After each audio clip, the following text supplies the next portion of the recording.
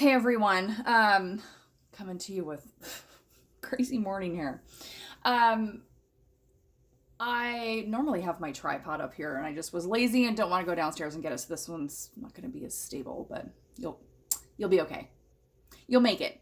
I wanted to do a video because somebody had made a comment on my page today that was like, "Not only are you doing this, but you're like making it like look so easy." And I'm like, "Oh no, that is not what I want to portray." So I want to make sure that I do a video today about what happened to me yesterday. So I'm moving to Hawaii in 2 days, day after tomorrow. Every time I say it out loud, it's just like, what? And I have some videos that I'm going to be uploading from. I got my COVID test done. They wouldn't let me record the actual video, so I did it under the radar and did it without a video. And then I went clothes shopping and I showed the clothes that I bought. I put on all the outfits and show you guys, which is kind of cute. And because I needed clothes for Hawaii. So on top of this, I was having the most low vibrational day I've had and most self-doubt I've had about this trip. And it was really, really difficult for me to get back into alignment. I was really chanting a lot all day of everything's working out for me. Everything's working out for me. I'm open to my perfect place showing up before I get on the airplane. What else was I saying? I was like talking to my guides. I was like, you guys, this trip's supposed to feel comfortable and safe. And you've made me feel like royalty coming onto the island. And I want to feel like that all the way through. Which means if I were royalty, I wouldn't have to be worried about where I was staying or what was happening with me. I want my perfect place to be available and ready for me when I get to the island. And so I had that conversation and I was snippy, and I remember just walking around every time. Like you see the video where the guy asked me, he's like, I'm so jealous that you're moving to Hawaii. I'm like, well, I haven't found a place to live yet, so don't be too jealous.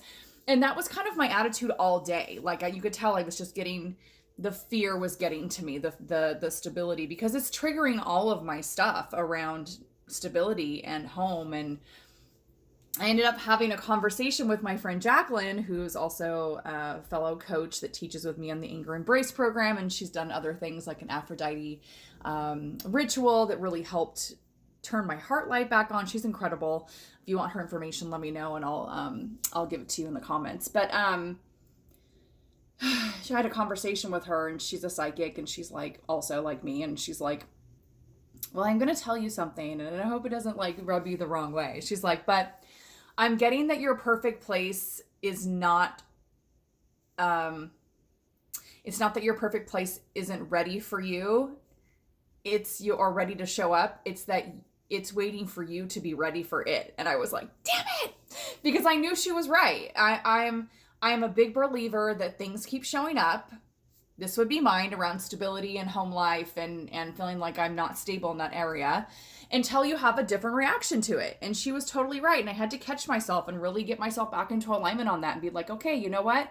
That's completely true. And so I'm not going to talk about it anymore. I'm not going to come from that place of like, well, my place hasn't shown up yet. I'm just going to continue to just have trust and remember why it is that the island called me, that I didn't choose the island fucking chose me. And I need to trust that no matter, even if my place hasn't shown up right away. And I've also gotten a lot of confirmations that a lot of things are going to happen very quickly once my feet literally touch the soil over in Hawaii, but not before. And it's another form of trust. It's something that's coming up because it's clearing something in me. It's not about the universe testing me.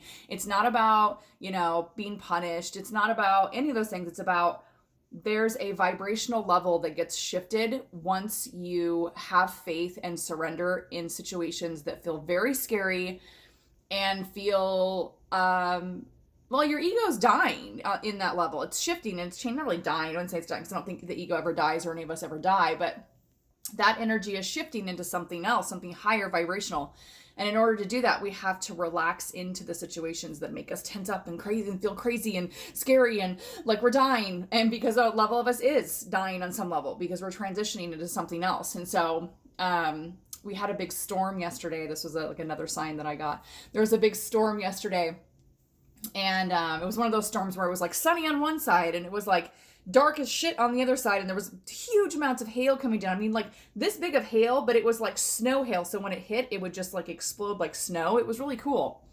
And anyways, I knew that was a rainbow sky. You just know the rainbow's going to show up from that because the sunlight's going to start coming in, like really coming in, and it's going to make a rainbow. And so I looked up at the sky and I was like, just show me a rainbow. Oh, because that's always been my sign. The rainbow's always shown up when I've needed confirmation or extra reassurance in situations where I felt like I didn't feel stable and secure. So I was like, just show me a rainbow and I won't question moving to Hawaii again. And so I was like looking and looking and looking, and then there one did appear, and it was like super light colored. I had to really, really look for it. I was like, okay, it's there. I see it.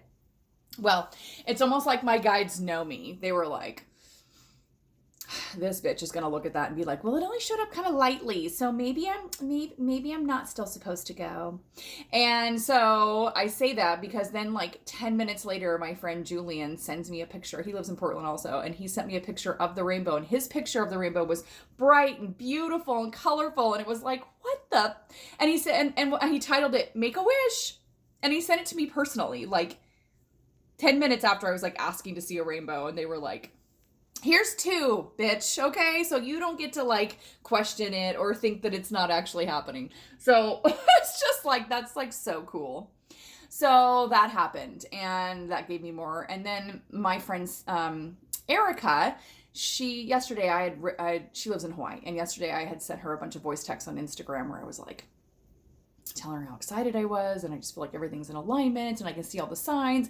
And then this morning, she didn't get back to me until this morning, and which means that if she would have sent these voice texts yesterday, they would have been great, but they wouldn't have been as impactful as they were today, because what she said was, yes, it's going to be amazing. And she's a psychic also. She's like, I know though, as soon as you get here on the actual island and you're here, your energy's here, like everything's going to move really fast for you, and everything's going to happen exactly the way you need to and want it to, and it's going to be so incredible, and I can feel it for you. And I was like, wow, talk about again more confirmation of what I like already knew, but to hear that was just like something I really needed. So I just want people to know this is hard for me. This is not easy. I'm going onto an island where I know nobody.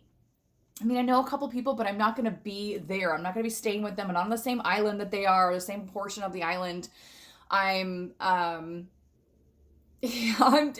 don't know where I'm staying yet. Like that hasn't, come up yet. So it's a lot. It's not easy at all. It really isn't fucking easy, but I am trusting, because if you've been following my journey, it's like obvious I'm supposed to be there, and I just need to trust that. And when I think about staying in Portland, like the alternative, when I think about staying in Portland, it is the most, I was explaining it to people, like it feels like somebody has inappropriately touched me, okay? Like, and that's happened, like not in the ways that a lot of women have experienced. So I'm definitely not trying to like compare it to that, but it feels wrong.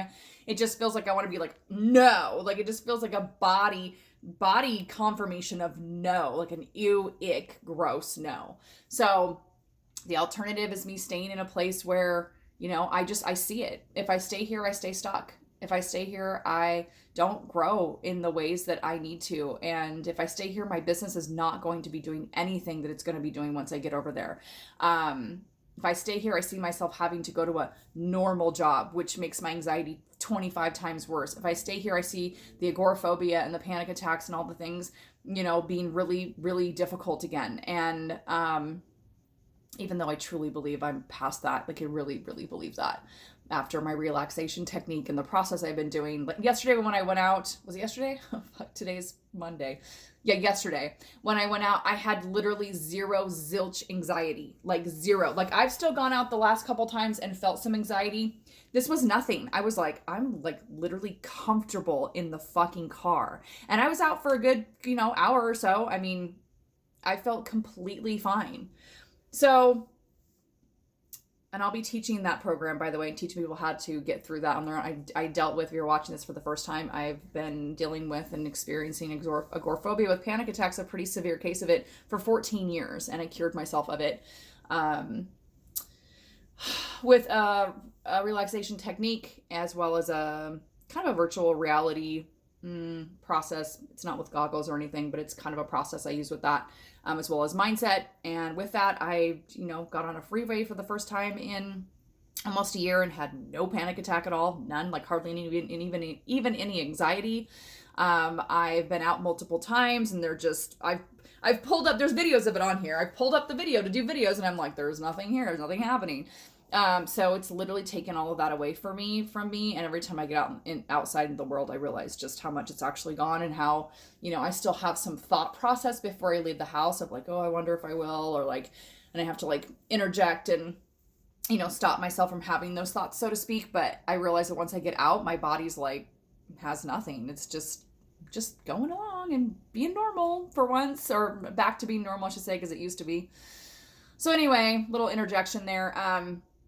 But anyway, back to the point. I just really want people to understand that this is not easy, and it's exciting and it's great, but it's triggering all of my stability, all of my root chakra issues and all the things. And doing this, yeah, Jacqueline gave me another visual. She's like, I just see you getting, because I did book an Airbnb for the first night that I come in. That's the only night they had available. And there's another confirmation that I was going to tell you guys. So, I book it. I felt a feeling of, yes, book this. This will make you feel more secure. And now that I do have somewhere at least to go when I first get there, I do feel better about it, right? But things are already starting to shift from booking it and from talking to Jacqueline and then realizing, where I was at and the rainbows and like getting back into alignment, really, right? Once that happened, things have already started to shift, because the Airbnb lady, she's like, there's a part where you have to put a message in about why you're coming there. And I was like, I'm moving there because I'm waiting for my place to be done. Which is technically, in my opinion, not a lie, because I am waiting for it to be done. I'm waiting for it to fucking show the fuck up. So I am waiting. I'm waiting for it to be done. She's like, if you want to, I can offer you to have early check-in and late checkout. And it's funny because right before she said that, she offered it, did not say anything to her.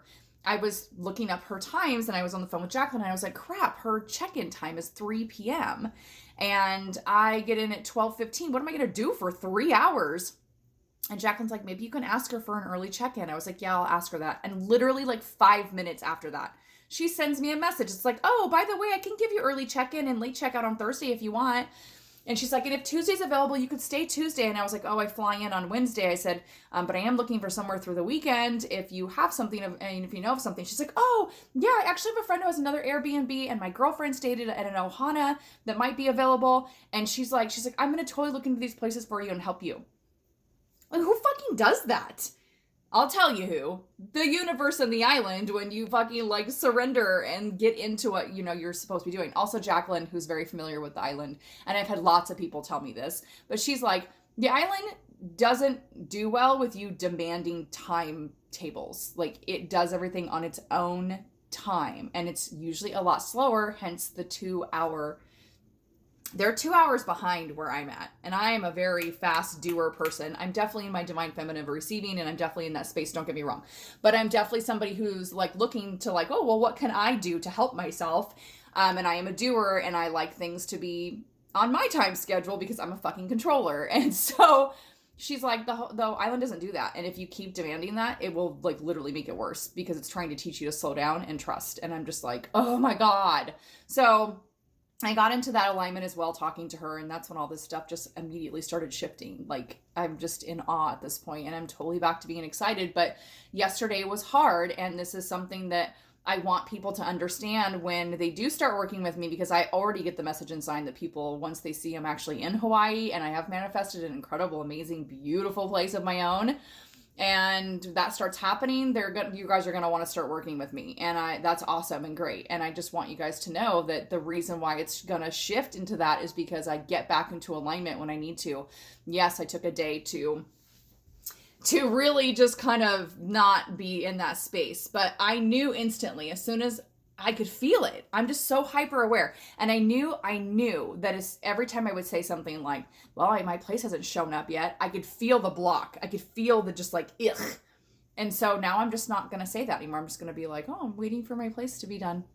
Because that's what it feels like. It feels like it's just in construction and I'm just waiting for it to be done. Like there's just a little bit of some things being done, and it's gonna become available very soon because it's already there. It's already mine, and it's just, loose ends being tied up, so to speak. That feels really good to me. So anyway, I wanted to share this with you guys and just let you know that, getting back into alignment is everything to make everything shift. So anyways, I move day after tomorrow, and I will keep you guys posted.